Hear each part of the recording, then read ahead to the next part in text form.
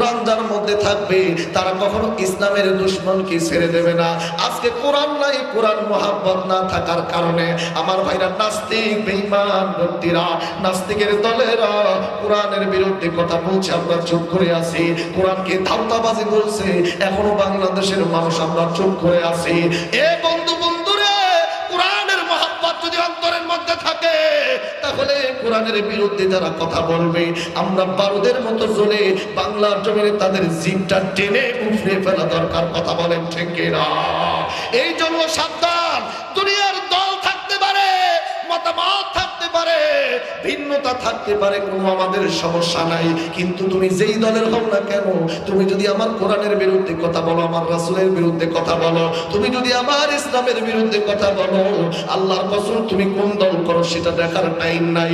বাংলার জমিনে তাওহীদি মুসলমানেরা দলমত নির্বিশেষে তোমার ওই কালো জিভটা, তোমার জিভটা টেনে বের করে আমার ভাইরা, আমার বন্ধুগণ, কোরআনের বিরুদ্ধে কথা বলার জন্য, কোরআনের বিরুদ্ধে কথা বলার জন্য আমরা জনগণ তোমাকে ছেড়ে দেব না। কথা বলেন ঠিক কিনা?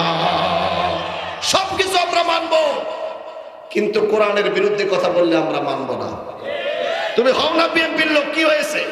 তুমি হও আওয়ামী লীগের লোক, তুমি হও জামাতের লোক, তুমি হও চরমনাইয়ের লোক, কোরআনের বিরুদ্ধে কথা বলবো তোমাকে গলার টাইম আমাদের নাই। কথা বলেন ঠিক কিনা?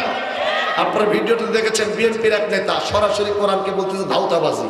বাপ্পার বেঈমান, ক্ষমতার জন্য এতটাই অন্ধ হয়ে গেছো, কোরআনকে তোমরা ধাওতাবাজি বলছো। কথা বলেন না কেন?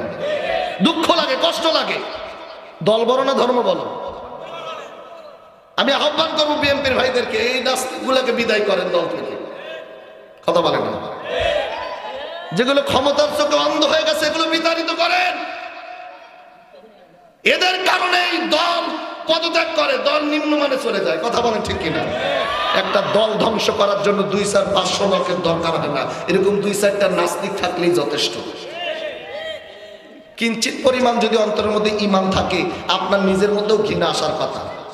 আমি জামাত করি কি হয়েছে, আমি বিএনপি করি কি হয়েছে, আমি আওয়ামী লীগ করি কি হয়েছে, চরমনাই করি কি হয়েছে, কিন্তু কোরআনের বিরুদ্ধে কথা বললে চিপ তুলে ছেড়ে ফেলা হবে, এক চুল ছাড় দেওয়া হবে না ইনশাআল্লাহ। কথা বলেন ঠিক কিনা? সাবধান।